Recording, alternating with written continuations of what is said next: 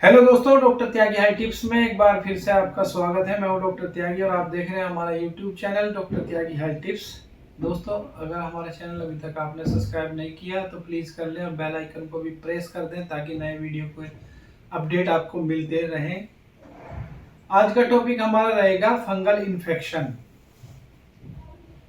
बहुत तरह की खुजलियाँ होती हैं, एलर्जी होती है, बहुत सारी स्किन के ऊपर खुजली या एलर्जी बहुत सारी अलग अलग तरीके की होती हैं। लेकिन इसमें सबसे पहले तो ये पहचानना कि फंगल इन्फेक्शन है कि नहीं है।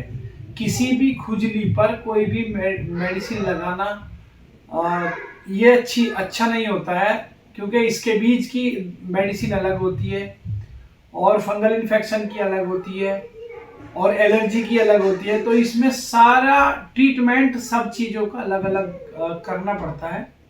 और दोस्तों, सबसे पहले मैं आपको बता देता हूं कि फंगल इन्फेक्शन, इससे पहले भी मैं वीडियो में बता चुका हूं कि फंगल इन्फेक्शन होता क्यों है और होता ज़्यादातर ये कहां पर होता है। फंगल इन्फेक्शन ज़्यादातर होता है ऐसी जगह पर जहां पर आर्द्रता ज़्यादा हो, नमी ज़्यादा हो, जैसे कि जांघों के बीच में हो जाता है, बगल के आसपास हो जाता है। होने को तो ये कहीं भी हो सकता है, लेकिन ज़्यादातर ऐसी जगह पर होता है जहां पे नमी ज़्यादा पाई जाती है। दोस्तों, इसके ट्रीटमेंट, और सबसे पहले तो ट्रीटमेंट करने से पहले इसकी पहचान करना बहुत ज़रूरी होता है कि इसको पहचाने कैसे कि फंगल इन्फेक्शन ही है। सबसे पहला लक्षण यह आता है कि खुजली लगती है। जब खुजली लगती है तो एक बार खुजली लगती है तो स्पीडली लगती है, यानी खुजली जब हम करते हैं तो बार बार उसको खुजली को बार बार करते रहते हैं। यानी किसी भी सपोज दैट यहाँ पे आपका फंगल इन्फेक्शन हो गया तो एक बार खुजली लगी तो इसको खुजाते रहेंगे खुजाते रहेंगे खुजाते रहेंगे। इसमें क्या होता है दोस्तों, ये जब खुजली आती है तो एक पर्टिकुलर टाइम पे भी आ सकती है या जब बिना किसी टाइम के भी आ जाती है। जब इसमें खुजली आती है तो कंटिन्यूटी खुजली आती है, यानी इसको खुजाते रहो खुजाते रहो खुजाते रहो। एक तो लक्षण ये होता है, तो ये फंगल इन्फेक्शन का एक लक्षण है। वैसे तो और भी खुजलियों में या इसके बीच में भी ऐसा ही होता है, लेकिन इसका ये भी एक लक्षण है। दूसरा ये है कि एक तरह से आपका जो जहां पर इन्फेक्टेड एरिया होगा उसके वहां पर चकत्ते जैसे हो जाएंगे, जैसे एक बादल की रचना हो जाएगी।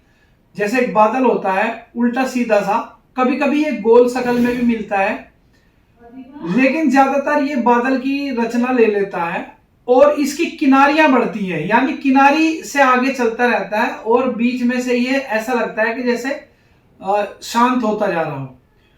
तो इस तरह का हल्की हल्की छोटी छोटी इसके ऊपर ड्रॉपलेट की तरह की एक छोटी छोटी बहुत माइनर क्लास की एक फुंसी जैसी हो जाती हैं, छोटी छोटी। तो ये भी देखने के बाद इसको पता लगता है कि ये फंगल इन्फेक्शन हो सकता है। दोस्तों, जिद्दी बहुत होता है, जाने का नाम नहीं लेता है ये एक बार आने के बाद काफी दिन तक भी रह सकता है, बिकॉज इसका मल्टीपल ट्रीटमेंट होता है। ये एक बार ट्रीटमेंट करने के बाद ट्रीटमेंट आफ्टर डिफॉल्टर हो जाता है, यानी ट्रीटमेंट कर दिया तो फिर छोड़ने के बाद ये दोबारा से आ जाता है। कई कई बार ये एमडीआर में भी चला जाता है, यानी मल्टी ड्रग रेजिस्टेंस में भी चला जाता है। यानी कि जब एक बार इसको ट्रीटमेंट ले लिया और पूरा कोर्स नहीं किया, फिर दूसरी मेडिसिन ली तो फिर पूरा कोर्स नहीं किया, तीसरी मेडिसिन ली फिर पूरा कोर्स नहीं किया, तो इस तरह से ये बार बार रिपीट होता रहता है। नेक्स्ट, हाइजीन का ख्याल जो नहीं रखते हैं उन लोगों को बहुत ज्यादा होता है। गीला जो अंडरवियर पहन लेते हैं या बिना प्रेस के अंडरवियर पहनते हैं, जैसे अंडरवियर को धूप में सुखा लेना चाहिए और उसके बाद उसको उल्टा करके प्रेस करें अच्छी तरह से, तब उसको पहनना चाहिए। कभी कभी ये होता है कि अपनी बॉडी से तो आपने हटा दिया इसको, लेकिन आपके कपड़ों में ये रह जाता है और दोबारा से फिर आ जाता है जब उस कपड़ों को हम पहनते हैं। तो उसका तरीका ये है कि आप उल्टा करके उसमें प्रेस कर लें। सेकंड, आप जो है हाइजीन का सबसे ज्यादा ख्याल रखना है। रोज नहा लेना चाहिए इसमें। और बहुत से डॉक्टर बोलते हैं कि साबुन का इस्तेमाल ना करें, लेकिन इसको साबुन का इस्तेमाल कर सकते हैं, नो प्रॉब्लम। हल्का साबुन यूज कर सकते हैं। और साबुन कौन सा यूज कर सकते हैं वो मैं बता देता हूं। ये साबुन है क्लोट्रीमाजोल 1% में। इसके नाम से आपको कुछ नहीं लेना है, नाम कुछ भी हो, अच्छी कंपनी का आप ले सकते हैं। और इस साबुन से आप अगर रोज नहाएं तो ये कंट्रोल हो सकता है। और साथ में आप लगा सकते हैं लूलिकानाजोल।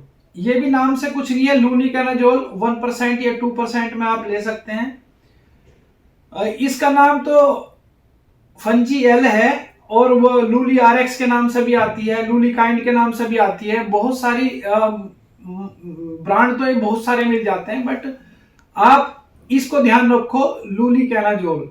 तो ये क्रीम आप यूज कर सकते हैं। तो दोस्तों, ये कैसी लगी हमारी वीडियो? ये थी आज की हमारी video. Thank you for watching. शुक्रिया दोस्तों।